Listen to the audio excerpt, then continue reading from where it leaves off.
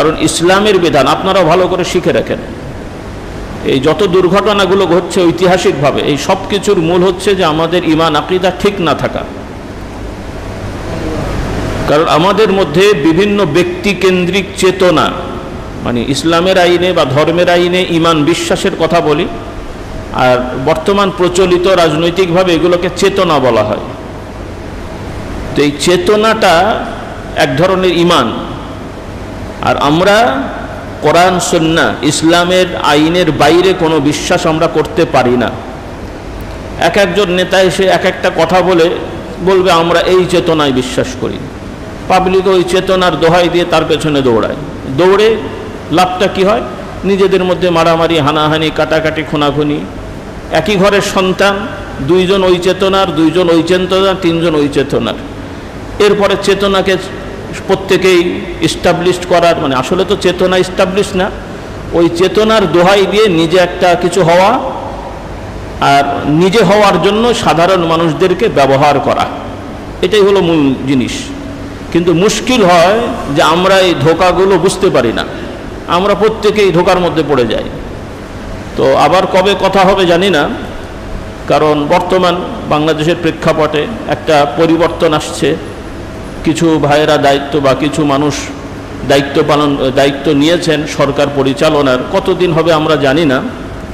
তো এই বেচারারা যে দায়িত্ব পাবেন আমার মনে হয় এরাও জানতো না, কারণ যেটা সাক্ষাৎকারে বোঝা গেছে দু একজন নাম পাঠানো পর্যন্ত জানতো না, সব রেডি, তারপরে ফোন করা হয়েছে আপনাকে এখানে রাখা হয়েছে। কথা বোঝেননি? এ বেচারা হয়তো জীবনে স্বপ্নও দেখেনি, মেয়াদ যাই হোক, যে এক সময় বাংলাদেশের সরকারের কিছু একটা হবে আর কি। তো আল্লাহ তাআলা এভাবে দেখালেন। আর এখানে একটা শিক্ষা আছে যে এই লোকগুলো কল্পনাও করেনি, আবার কখনো দোয়াও করেনি। কি করেনি? আমার যতটুকু ধারণা, কখনো হয়তো কোনোদিন দোয়াও করেনি যে আল্লাহ আমাকে সরকারের একটা কিছু করেন। আর এই দোয়াগুলো যদি এরা কেউ করতো আর পাশের লোকরা যদি শুনতো তাহলে হাসতো, তো বেটার কাজ কি? কেন এত কোটি কোটি টাকা খরচ করে মারধর খেয়ে, মার খেয়ে, মেরে ধরেও অনেকে যেতে পারে না, আর ইনি যায় না, আমাদের দোয়া করছে যার দল নেই, টাকা নেই, সংগঠন নেই, কিছু নেই, ও একটা কিছু হয়ে যাবে। হ্যাঁ, তাহলে আল্লাহ তাআলা চাইলে পারেন, বিশ্বাস হলো তো? এর আগে হয় নাই। কারণ আগে যখন বলতাম মনে করতেন হুজুরা এমনি এমনিই বলে। জালিমদেরকে যে আল্লাহ শাস্তি দেন, বিশ্বাস হলো তো? মানে এখন হয়েছে আর কি। এতদিন মনে করেছেন হুজুররা বই পুস্তক থেকে বলে, ফেরাউন গল্প হতে পারে, আদৌ সত্য কিনা। তো এজন্য ভবিষ্যতের শিক্ষাও নিতে হবে, এটা শেষ না। কেন আপনারা বারবার ভুলে যান, এই পরিস্থিতি তার এখন হয় না, আগেও ছিল তো। আগেও আপনারা বারবার ভুল করেছেন, মার খেয়েছেন, আবার মেরেছেন, আবারই করেছেন। ভবিষ্যতে যেন না হয়, তওবা করে ফেরত আসেন, অতি উৎসাহী হয়েন না। আল্লাহ নিয়ামত দিলে নিয়ামতকে কদর করতে হয়। পূর্বেও এরকম অনেক ভালো ভালো নিয়ামত আপনাদের সামনে ছিল, কিন্তু ওই নিয়ামতগুলো আপনারা নষ্ট করে ফেলেছেন। আল্লাহ না করুন এই বর্তমানে যে নিয়ামত, এটা নষ্ট করেন না, আমি সবাইকে বলছি। কারণ আপনারা জানেন যে আমরা গতানুগতিক কোনো দলের পক্ষেও না, কোনো দলের বিপক্ষেও না। আমরা সবসময় শরীয়ত ইসলামের ওপরে দৃঢ় আছি। কোরআন সুন্নাহর আইনের সাথে, ঈমান আমলের সাথে যারা মিলবে তাদেরকে আমরা তাদের ভালো কাজে সহযোগিতা করব, আর যাদের কথা কাজ কোরআন সুন্নাহর সাথে মিলবে না তাদের সাথে আমরা কোনো সম্পর্ক রাখি না। এটা আমাদের নীতি, সেটা আমাদের বংশের হলেও। এটা শুধু রাজনৈতিক ব্যাপার না, কারণ আমাদের বিষয়টা কেউ কেউ কিছুটা জানেন, সব জানেন না। আমাদের পরিবার অনেক বড়, আমাদের বংশের কোনো আমাদের ভাই চাচারা অনেক সময় ভুল টুল কথা বলেন দিনই ব্যাপারে, আমরা কিন্তু ছাড় দিই না। তাদের ব্যাপারেও আমরা সতর্ক করি যে আমার ভাই বলে, চাচা বলে আমরা সমর্থন করে যাব, একই জ্ঞাতি গোষ্ঠী, এই ধরনের ঈমান আকীদা আমাদের না। কারণ আমরা বিশ্বাস করি আল্লাহ তাআলা কোরআনে শিক্ষা দিয়েছেন, নবীর সন্তানও অন্যায় করলে সেটাকে অন্যায় বলতে হয়, নবীর বাবাও অন্যায় করলে সেটাকে অন্যায় বলতে হয়, কোনো অন্যায়কে প্রশ্রয় দেওয়া যাবে না। আল্লাহ তাআলা আমাদের বুঝদান করুন। তো আল্লাহ তাআলা আমাদের স্বাভাবিক বংশের নিয়ম দিয়েছেন যে আমরা বিবাহ শাদী করব, ঘর সংসার করব, উপার্জনের চেষ্টা করব, কিন্তু আমরা আল্লাহ তাআলার প্রতি ভরসা রাখব। আমরা রাষ্ট্রের প্রতি ভরসা করি না, জনগণের প্রতি ভরসা করি না, কোনো নির্দিষ্ট বাহিনীর প্রতি ভরসা করি না, জমি জায়গার প্রতি ভরসা করি না, টাকা পয়সার প্রতি ভরসা করি না। এগুলো লাগে, কিন্তু এগুলো আমাদের ভরসার জায়গা না। ভরসার জায়গা হচ্ছে ইনকে আল্লাহ। এটা আমাদের অন্তরে দৃঢ় থাকতে হবে। এগুলো কাজ, সেনাবাহিনী থাকবে, নৌবাহিনী থাকবে, আমার নিজের প্রটোকল থাকবে, দেহরক্ষী থাকবে, দোষ নাই, এগুলো নাজায়েজ না, কিন্তু এদের উপরে ভরসা না। ভরসা করতে হবে, জমি কিনবেন, চাষ করবেন, এমন না যে আমি জমি কিনবো, তাহাজ্জুদ পড়বো, ফেরেশতারা এসে আমার জমিটা চাষ করে দিয়ে যাবে, আর একজন ফেরেশতা এসে রান্না করে দিয়ে যাবে। এটা আল্লাহর বিধান না। আমাকেই ধান ঝাড়তে হবে, আমাকেই সেই চাল বানাতে হবে, আমাকেই সেটা রান্না করতে হবে, কিন্তু যা করছি কে দিয়েছেন? হ্যাঁ, এই জমিটাও আল্লাহ দিয়েছেন, উর্বরতা শক্তিও আল্লাহ দিয়েছেন, ফসলটা আল্লাহর হুকুমে হয়েছে, আমি রান্না করছি, নিয়ে আসছি, মাথায় করে আনছি, এই শক্তিটাও। হ্যাঁ, কেন আমার মতো হাত পাওয়ালা অনেকে আছে প্যারালাইসিস রোগী, পা ঠিকই আছে কিন্তু চলে না, মাথা ঠিকই আছে কিন্তু বুদ্ধি নাই, চোখ ঠিকই আছে কিন্তু দেখে না, আছে না নাই? কাজেই চোখ থাকলেই দেখা যায় না, দেখার শক্তিকে দেন। দাঁত টাত জিভ টিপ সবই আছে, গিলতে পারে না, নল দিয়ে গেলাতে হয়। আল্লাহ তাআলা আমাদের নিয়ামত দিয়েছেন, এজন্যে এগুলোকে নিজেদের বড় কিছু মনে করার উচিত আমাদের, মানে কি বলে, ঠিক নয়, বা এটা আমাদের ইমানের সাথে সাংঘর্ষিক। আল্লাহ তাআলা আমাদের বুঝ দেন। দ্বিতীয়ত, উত্তম এই যে মানে এই যে জাকারিয়া আলাইহিস সালামের ঘটনা আমরা বলছিলাম, মাঝে একটু কথা বেড়ে গেল। জাকারিয়া আলাইহিস সালাম তিনি দোয়া করেছেন, অর্থাৎ নবী রসুলগণও আল্লাহ তাআলা তাদের বিধান দিয়েছেন, তারা বিয়ে শাদী করেন, সংসার হয়, তারা বাজারঘাট করেন, ব্যবসা বাণিজ্য করেন। মানে গতানুগতিক বেশিরভাগ ক্ষেত্রে বর্তমানে আমরা আলেম ওলামারা দিনের খেদমতে থাকি, আপনারা সহযোগিতা করেন, এটা একটা স্বাভাবিক চলে আসছে এই অল্প কিছুদিন। এটাও আগে ছিল না এরকম, এটা দোষ না, তবে মানুষের ব্যস্ততার কারণে এটা হয়েছে। কিন্তু আজকে থেকে 300, 400, 500 বছর আগে আলেম ওলামারা এরকম ছিলেন না, তারা এই গতানুগতিক পেশাজীবী ছিলেন। কেউ কৃষক, কেউ দোকানদারি, কেউ বিভিন্ন কর্ম করতেন, পাশাপাশি দাওয়াতি কাজ করতেন। তখন সময় মানুষের মানে এত যান্ত্রিকতা ছিল না, সম্ভব ছিল। তো নবী রসুলগণও বিভিন্ন পেশাজীবী ছিলেন। মানে হুজুর হওয়া কোনো পেশা না, কিন্তু যে আমি হুজুর লোকে পয়সা দেবে এটা পেশা না। নবীরাও এমন না যে তিনি নবী মানুষ হাদিয়া দেবেন, না, নবীরা পেশাজীবী ছিলেন। কেউ কাঠের কাজ করেছেন, কেউ কামারের কাজ করেছেন, কেউ দর্জি কাপড় সেলাই করেছেন, কেউ কৃষক ছিলেন। হ্যাঁ, এরপরে কোনো কোনো নবী রাজা ছিলেন, বাদশাহ ছিলেন, দাউদ আলাইহিস সালাম, সুলাইমান আলাইহিস সালাম, ইউসুফ আলাইহিস সালাম, এরকম। তাহলে অনেক নবী সাধারণ নাগরিক ছিলেন, সাধারণ পেশাজীবী ছিলেন, নবুয়তি দায়িত্ব পালন করেছেন। কোনো কোনো নবী রাষ্ট্রপ্রধান ছিলেন, রাষ্ট্রীয় দায়িত্ব পালন করেছেন। কেউ কেউ রাজা ছিলেন, আবার অনেকেই, অনেক বলতে শুধুমাত্র আমাদের প্রিয় নবী মুহাম্মদ সাল্লাল্লাহু আলাইহি ওয়াসাল্লাম, তিনি নিজের নামে রাজাটা ব্যবহার করেননি এবং রাজকীয় ভাবসাবে থাকেননি। তবে এখানে কথা হলো, কোন কোন নবী যে রাজা ছিলেন, এই রাজত্ব কিন্তু প্রচলিত রাজত্বের মতন না। মানে এই রাজা প্রচলিত রাজা না। প্রচলিত নিয়মের রাজা হলো যে রাজা রাষ্ট্রের মালিক, প্রজা সাধারণ মানুষ প্রজা, যেগুলো রাজতন্ত্র। এটা ইসলামের সাথে সাংঘর্ষিক। ইসলামে রাজা হওয়া নিষেধ না, কিন্তু রাজার মূলনীতি হবে সে রাজা, কিন্তু সে হবে সেবক, রাষ্ট্রের মালিক না। মালিক আল্লাহর, আল্লাহর আইনে সে রাষ্ট্রের সম্পত্তি বন্টন করবে, এই হলো তার কাজ। এই রাজতন্ত্র ইসলামে বৈধ, এই রাজতন্ত্র ইসলামে বৈধ, প্রচলিত রাজতন্ত্র না। অনেকে গণহারে রাজতন্ত্র হারাম বলেন, আবার গতানুগতিক গণতন্ত্র সমাজতন্ত্রের কিছু কিছু ধারা ইসলামী রাষ্ট্রের নিয়মের সাথে মেলে, কিন্তু আবার অনেক ধারা আছে যেটা ইসলামী রাষ্ট্রের নিয়মের সাথে সাংঘর্ষিক। এজন্য আমার যুবক ভাই এবং সবার জ্ঞাতার্থে বলছি যে গণহারে গণতন্ত্র ইসলাম, এই বিষয়টা আমাদের বিশ্বাস করা উচিত না। গণতন্ত্রের যেই যেই ধারাগুলো ইসলামের সাথে সমন্বয় করা যায় এটাকে আমরা বৈধ বলবো। যেইগুলো ইসলামের সাথে সাংঘর্ষিক ওগুলো মানুষকে জানাতে হবে যে গণতন্ত্রের এই এই ধারাগুলো ইসলামের সাথে সাংঘর্ষিক, আমরা এগুলো বিশ্বাস করি না, করব না, এগুলোকে সমাজে ইস্টাবলিশও করব না, বরং চেষ্টা থাকবে এগুলোকে সমাজ থেকে কি করা, উৎখাত করা। আল্লাহ তাআলা আমাদের তৌফিক দান করুন। আমরা দুনিয়াবি কোনো স্বার্থে কাউকে কোনো ইসলামের কথা বলি না, বলবো না। ইসলামের কথা বলতে হবে, দাওয়াত দিতে হবে নিঃস্বার্থভাবে, দুনিয়াবি নিঃস্বার্থ। স্বার্থ আমাদের অবশ্যই আছে, স্বার্থ ছাড়া কি আছে? কারণ আমি সওয়াব পাবো, এটাও একটা স্বার্থ তো রে ভাই। তবে এই স্বার্থটা কি দুনিয়ার? কোথাকার? আখিরাতের। এই যে বর্তমান যে প্রেক্ষাপট, যদিও আমরা তো অত খবর জানি না, আপনারাও যা শোনেন দেখেন, আমরাও তাই শুনি দেখি, আমরা তো আর ভেতরের কেউ কিছুই ভালো করে জানি না, যার যেমন ইচ্ছা ব্যাখ্যা করে। তো এই বেচারারা কিন্তু যারা এই সমস্ত ব্যাপারে ছিল, আপনারাই শোনেন তাদের স্লোগান যে চাইলাম এক হলাম এক। তো ওরাও চেয়েছিল এক, হয়ে গেল আর এক। কি বলেন? এই যারা এগুলো নিয়ে কাজ করেছে, কেউ তো কখনো বলেনি যে আমরা সরকার হব, মন্ত্রী হব, এই হব সেই হব। আর এরা আদৌ কোনোদিন কল্পনা করেনি, করতে গেছে এক, হয়ে গেছে আর এক।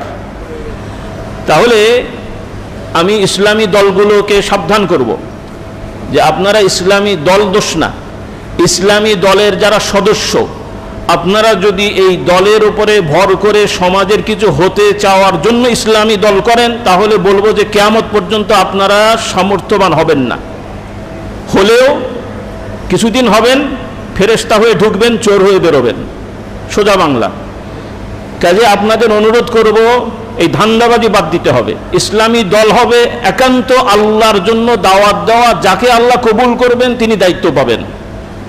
আমি এই দলের সদস্য হয়ে কিছুদিন আন্দোলন করলে একটা পদ পাবো, তারপরে গদি পাবো, এই চিন্তায় যারা ইসলামী দল করছেন, এই চিন্তায় যদি আপনি মারও খান, মনে করেন না যে আপনি সব পাচ্ছেন। মার খেয়েও গুনাহ করছেন, মেরেও গুনাহ করছেন।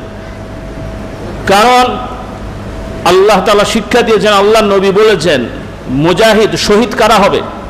যারা শুধুমাত্র একমাত্র আল্লাহর জন্য যুদ্ধ করে মারা যায়। এখন যুদ্ধের ময়দানে যিনি গেছেন যে আমি যুদ্ধ করে জিতলে একটা গদি পাবো, সেটা যদি ইসলামের জেহাদও হয় তাহলে জেহাদ ইসলামী, কিন্তু যে ব্যক্তি যুদ্ধ করে মারা গেছেন তিনি আমাদের কাছে শহীদ মনে হলেও আল্লাহর কাছে কি নন? শহীদ না।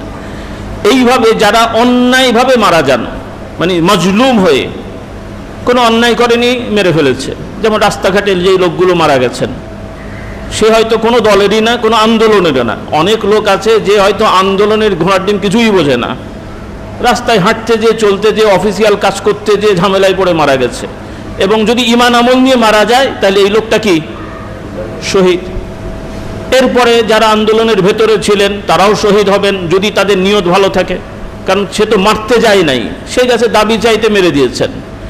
এমনকি আপনারা ভুলভাবে নেবেন না, যারা প্রশাসনের দায়িত্বে ছিলেন, পুলিশ বিভাগ, এদের মধ্যেও যারা মারা গেছেন অনেকে শহীদ, কারণ সে গেছে তার দায়িত্ব পালন করতে। দায়িত্ব কি? বিশৃঙ্খলা ঠেকাতে। তো বিশৃঙ্খলা ঠেকাতে যে বেচারা অস্ত্র ধরে নাই, উল্টো খামাখালি মার খেয়ে মরেছেন, তার দোষটা কি?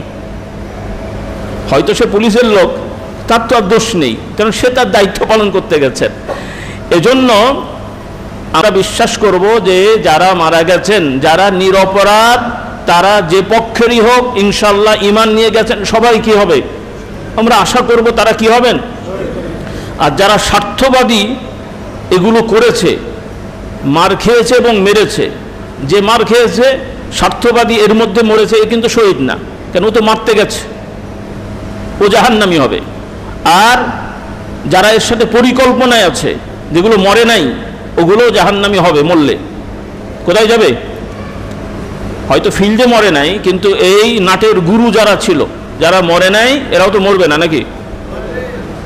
স্বাভাবিক মৃত্যু হোক আর বিচারের আওতায় মৃত্যু হোক, আল্লাহ তাআলা যদি বিশেষ তাদের অন্য ভালো কাজের জন্য ক্ষমা করেন, সেটা আল্লাহর বিধান। আর সেটার জন্য কোনো মাজলুম আল্লাহর পক্ষ থেকে মাহরুম হবে না, সেটা আমরা বিশ্বাস করি। কথা হয়তো বোঝাতে পারিনি, যাই হোক সময় কম। এই জন্য আমাদের অনুরোধ থাকবে যে আমরা সবাই এই গতানুগতিক নেতাদের চেতনার পাল্লায় কেউ আর পড়ব নাকি? এখনো শখ আছে, শখ মেটে নাই। এই গতানুগতিক কোনো নেতার, কোনো দলের, কোনো নেতার চেতনার পাল্লায় পড়ব না। আমাদের চেতনা থাকবে এই জগৎ আল্লাহ বানিয়েছেন, এই পৃথিবী আল্লাহ বানিয়েছেন, আমরাও আল্লাহর বান্দা, আল্লাহর সৃষ্টি, আমরা মুসলমান। যে ইসলাম মানে না সেও মানুষ, আল্লাহর সৃষ্টি। ও বেটা যেমন আল্লাহর অক্সিজেন পায়, আমিও পাই। কাজেই ধর্ম বর্ণ নির্বিশেষে সব জায়গায় আল্লাহর আইন আমি মেনে চলবো, অন্যকে দাওয়াত দেবো। যে মানবে মানবে, না মানলে তার ব্যাপার। আমার উপর আক্রমণ হলে আমার নিরাপত্তার বিধানের আমার অধিকার আছে। এটা হলো মূলনীতি। সামনের দিকের আমাদের নীতি হবে যে আমরা এখন হয়তো ইলেকশন হচ্ছে না, কবে হবে জানি না, এই সরকার যেভাবে হোক কদিন চলবে আল্লাহ পাক জানেন। তবে আমরা সব সময়, এখন বলে কথা না, আপনারা দেখেছেন এবং আশা করি শিখেছেন, আমরা যে অবস্থায় থাকি সব সময় যারা দায়িত্বশীল তাদেরকে ভালো কাজ যেন করতে পারে এই দোয়া আমরা আগেও করেছি, এখনও করি। বলুন আল্লাহুম্মা আমিন। এবং যারা অন্যায় অপরাধ করবে বা করেছে তাদের জন্য আল্লাহর কাছে আমরা হেদায়েতের দোয়া আগেও করেছি, এখনও করি। যারা ভালো কাজ করেন আল্লাহ তাদের উত্তম প্রতিদান দেন, যারা অন্যায় করেন আল্লাহ তাদের হেদায়েত দান করেন, যারা অন্যায় থেকে দূরে থাকতে পারেনি, করেই যাচ্ছে, হেদায়েত কপালে নাই, আল্লাহ তারা শাস্তি দান করুন। আমাদের এখনও এই একই দোয়া থাকবে। যারা দায়িত্ব পেয়েছেন আল্লাহ তাআলা তাদেরকে ভালো কাজ করার তৌফিক দেন, এবং তাদের মনে কি আছে আমরা জানি না, কোনো খারাপ থাকলে আল্লাহ তাআলা দূর করে দেন। ভবিষ্যতেও যারা নিয়মতান্ত্রিকভাবে আসবে তাদেরকেও আল্লাহ তাআলা ভালো কাজ করার তৌফিক দেন। এবং আমরা আমাদের সমাজের পরবর্তীতে যখন ইলেকশন যদি হয়, যখন হবে, সেক্ষেত্রেও এই দলাদলিতে না যেয়ে আপনারা ভালো মানুষকে সাহায্য করবেন। কাদেরকে? কাদেরকে? যে দলেরই হোক। কথাটা পছন্দ হয় নাই। যে দলেরই হোক ভালো মানুষকে পছন্দ করবেন। এমনকি কোনো এলাকায় যদি তুলনামূলক মুসলমান নামধারীর তুলনায় অমুসলমান প্রতিনিধি যদি সৎ হয়, প্রয়োজনে তাকে সহযোগিতা করবেন। কারণ যে মুসলমানের বাচ্চা মদ খায়, নামাজ পড়ে না, মিথ্যে কথা বলে, জোর জুলুম করে, এটা মুসলমানের বাচ্চা, এটা মুসলমান না। এর কাছে আপনারা নিরাপদ থাকবেন না। আর কেউ কেউ অমুসলমান আছে, সে ব্যক্তিগতভাবে সৎ, হয়তো তার ঈমান নাই, সামাজিকভাবে সে দায়িত্ব পালন করতে যোগ্য।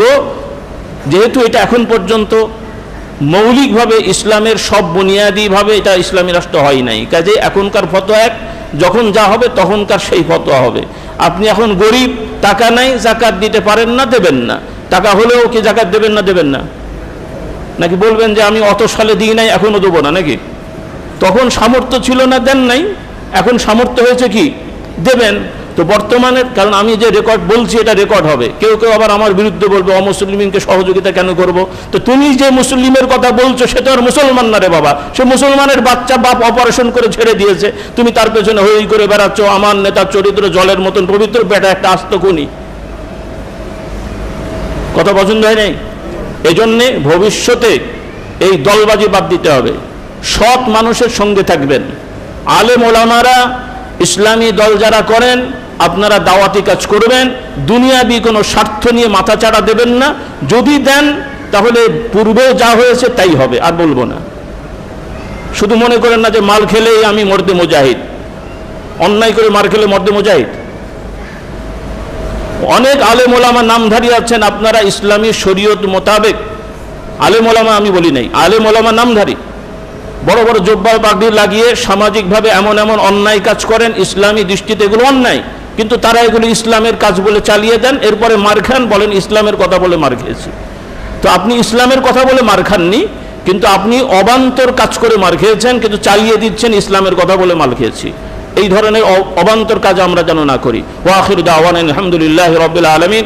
আল্লাহুম্মা সাল্লি আলা সাইয়্যিদিনা মাওলানা মুহাম্মদ ওয়া আলা আলিহি ওয়া আসহাবিহি ওয়া বারিক ওয়া সাল্লিম। আবার অনুরোধ থাকবে, আমার যুবকেরা, তোমাদের বিশেষ করে বলি, তোমরা মসজিদ দখল করে ফেলো। আমার শিক্ষার্থীরা মসজিদ দখল করো, কি রাজি তো ইনশাআল্লাহ? অর্থাৎ আগামী জুমা থেকে যুবকেরা সবাই আজানের সাথে সাথে মসজিদে চলে আসবা। আল্লাহ তৌফিক দান করুন।